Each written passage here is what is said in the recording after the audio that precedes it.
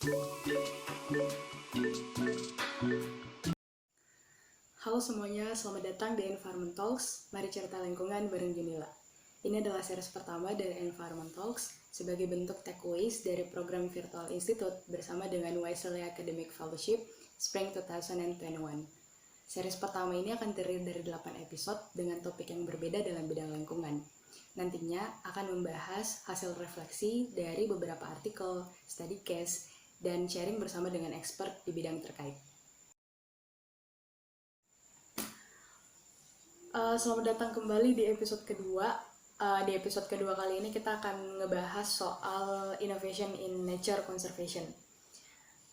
Aku mulai dengan pertanyaan, pernah nggak sih teman-teman dengar istilah soal artificial insemination atau biasa disebut dengan inseminasi buatan? Well, jadi saat ini tuh dunia lagi digencarkan dengan teknologi ini.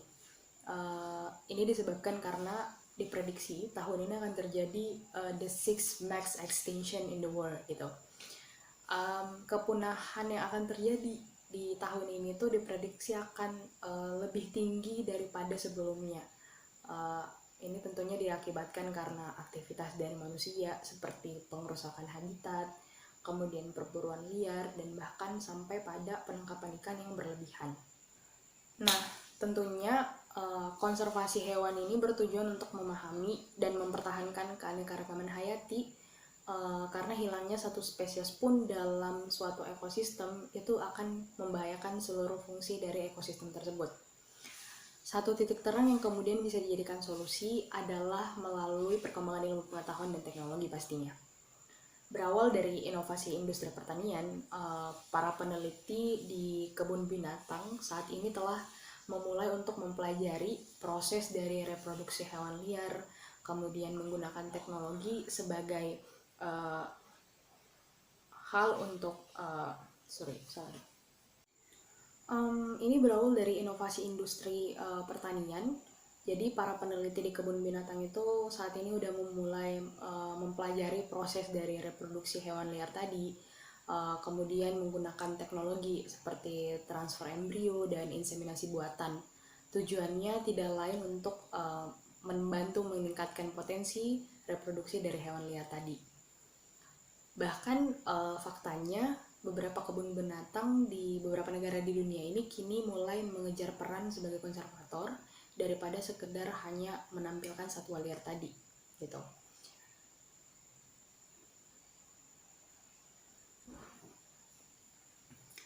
Gimana sih konsep utama dari inseminasi buatan itu?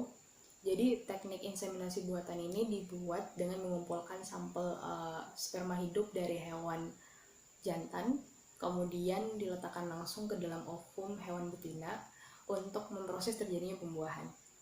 Nah, konsep ini tuh sudah mulai dilakukan oleh beberapa kebun binatang di beberapa negara maju seperti US, dan salah satu contohnya bisa dilihat pada kebun binatang di San Diego. Jadi beberapa waktu lalu aku mengikuti diskusi bersama dengan Lauren Lee, salah seorang educator yang saat ini bekerja sebagai konservasionis di San Diego Safari Park. Di tahun 2019 kemarin, San Diego Zoo itu telah mengumumkan keberhasilan kelahiran anak badak putih selatan betina, badak kedua yang lahir dari organisasi konservasi setelah ovulasi yang diinduksi oleh hormon dan inseminasi buatan. Nah, kelahiran anak badak ini juga merupakan tonggak sejarah karena ini adalah badak putih selatan yang ke-100 yang lahir di Taman Safari. Nah, inseminasi buatan dan kelahiran yang sukses dari anak badak ini merupakan langkah penting dalam sustainability work, apalagi di organisasi-organisasi yang berbasis konservasi ya. Tentunya pengembangan ilmu pengetahuan itu diperlukan untuk memulihkan secara genetik badak putih utara tadi gitu, yang sebenarnya subspesiesnya itu jauh dari badak putih selatan. Nah, saat ini hanya ada 2 badak putih utara yang tersisa di bumi, dan sayangnya keduanya itu adalah betina. Sampai saat ini San Diego Zoo aktif untuk melakukan penelitian terkait inseminasi berkelanjutan ini untuk mencegah kepunahan massal. Nah, dalam diskusi itu juga Lauren mention bahwa kebun binatang itu adalah harusnya menjadi tempat hewan liar tadi lebih bisa merasakan kehidupan alam semesta. Dengan begitu welfare dari hewan liar pun itu bisa tercapai gitu.